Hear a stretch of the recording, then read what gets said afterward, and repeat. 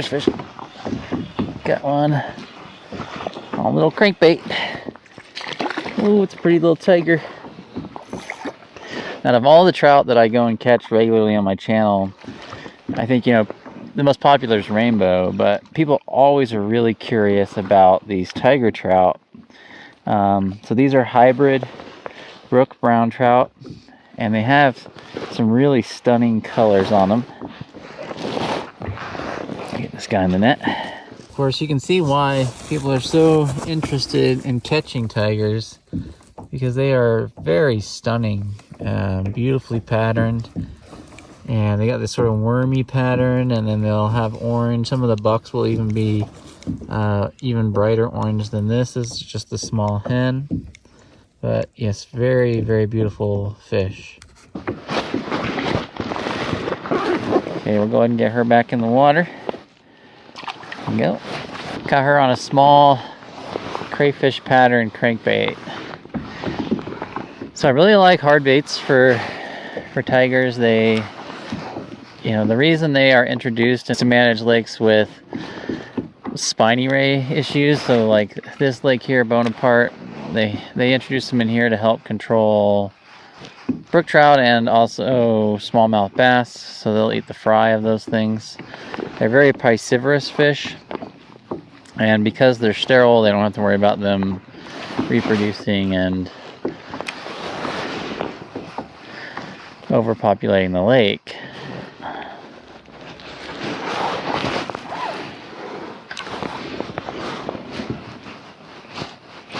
There's fish. Got them on the little jerkbait. Now, they don't seem to do well in a lot of lakes, but Bonaparte, where I'm at today, and Deer Lake is where they seem to really thrive. Nice. They can get pretty large in these lakes too. And a little pretty tiger. Caught on this little jerkbait here. Surinoya. They're very heavy, you can cast them a long way. But look at that patterning on the back, isn't that gorgeous? What a pretty, pretty trout. See you later, bud. Try not to handle them today because I got gloves on. It's bad for the slime on them, and I want these guys to thrive and grow into giants. I've caught some really big ones through the ice here, but I've never got a really big one in open water. I'll see big ones, but won't catch them as frequently. Oh, there's another one. Back-to-back cast.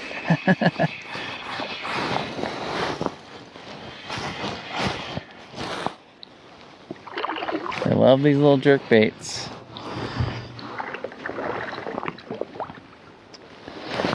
Pretty guy. Got one in the mouth, one in the head. Come here, buddy. Oof. Oh, he's really pretty. I'm using barbless hooks today, so make it a little easier on the catch and release. This is a little buck. He's got a little more color, a little more orange to him.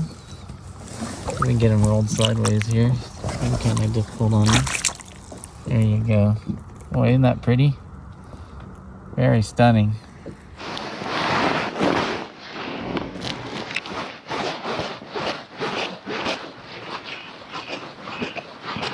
Ooh, there's a bite. Dang it. Missed it.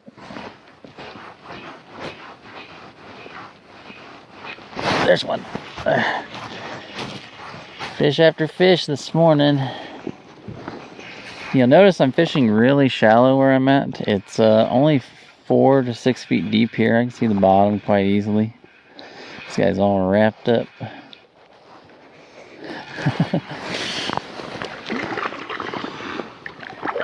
And that's because these fish, like I said, are Brook Brown hybrids, and so both Brooks and Browns spawn in the fall. So these fish will have that same urge to move shallow and spawn. But unlike Brooks and Browns, they are sterile. Another nice little hen. Get her going. One hook that's got her and rotate. She'll go. So the fall is the best time to target them. And what's kind of nice is, you know, if you're in a kayak or boat, you can, of course, access more shoreline. But if you're a bank-based angler, you can actually catch a fair number of these from the bank in most of the tiger lakes in October. Ooh, there's one chasing it. It's chasing it. And it's the best time to really target these fish. Oh, there's one. Oh, missed that one too. I had 3 bites on that cast. I didn't convert a single one. So yeah, usually if I'm in a boat, I'm going to be casting to the shore. Or if I'm on the bank, I'm going to be casting parallel to the bank. There's no need to huck it out as far as you can because they really like to hang out on these flats. Oh, there's one. There's one.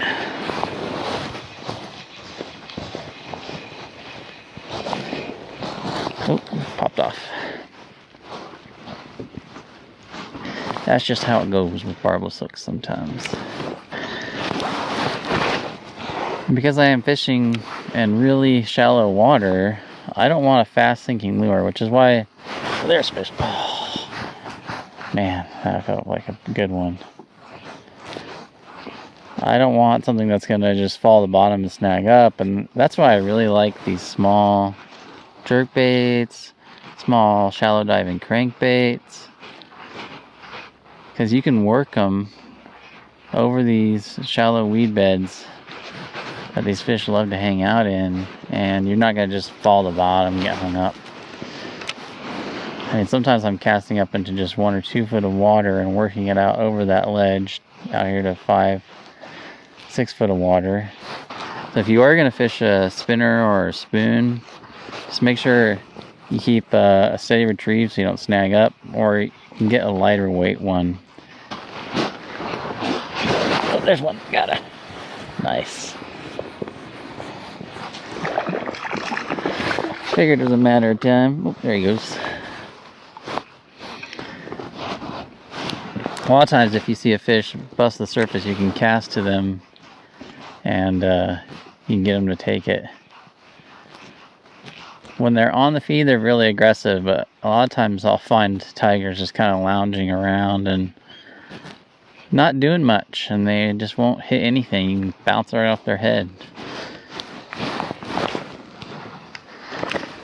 So there are times they are on the feed and there are times they are not, and when they are not on the feed, they're not even worth your time. Especially this time of year, I'll see really big, like 5 and 6 pounders cruising around. And can't get... Oh, there's a nice one that just hit. You just can't get them to hit anything. Oh, there's one right there, hit the kayak. Oh, this is a pretty one. I want to get this one in the net. He's got colors. A little bit bigger fish from last year. There we go. Oh, he's so gorgeous. Pretty fish. Check out the colors on that guy. Oh, he's pretty, isn't he? Stunning. Woo-wee, what a stunning fish. All right, let's get him going. So here's the little jerkbait I'm using. It has quite a bit of weight to it. It's probably 3/8 of an ounce or so. And I got 2 single point barbless hooks on there. I don't know how wise it was getting my hands wet. It's cold, but I might pay for that. Whew, freezing. It's chilly. And right now I'm using my sterile from Akuma. This is a 7.6 rod. It's a light, 4 to 10 pound rating. It's my favorite trout rod at the moment. I actually just ordered a trout rod from Japan. The Japanese design trout rods that can cast really light lures, and I just haven't been able to find anything in the United States that can really cast ultralight lures that breaks down and travels well. So I'm hoping that this rod from Jackson that I have on the way is going to be just what I need. Excited to try it. I love catching trout on ultralight rods. And I love throwing small lures, long distances.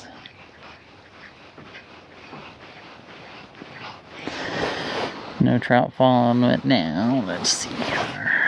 Basically, I'm just casting up to like 1-2 feet of water and working it back out to the deeper water here. Oh, there's one. There's one. Nice.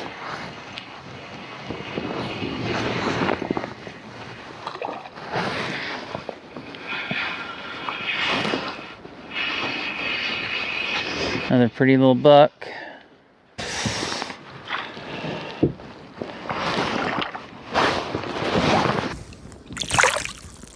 This buck's got an even stronger orange belly. Really, really pretty. Well, the bite didn't even really get going until around 9:30, 10 o'clock this morning.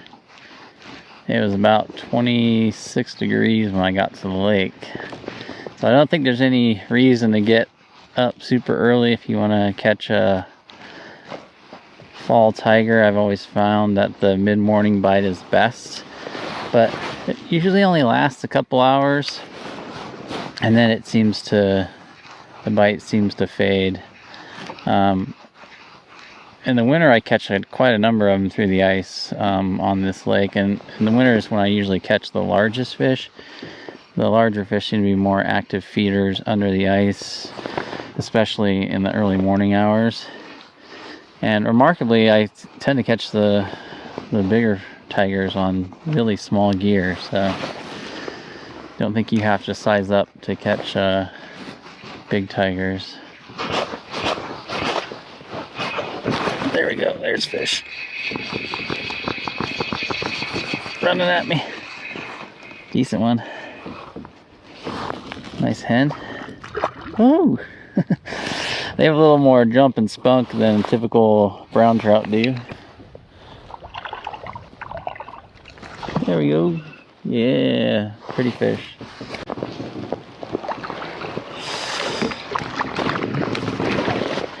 I think I'm going to make this my last fish of the morning. Had a really good day catching lots of tigers out here from the kayak. Pretty little hen. I'll put links to this Surinoya lure below. If you have any questions, just let me know in the comment section below. Alright, I'll see you next time. Just remember, fish smarter, not harder. Bye guys.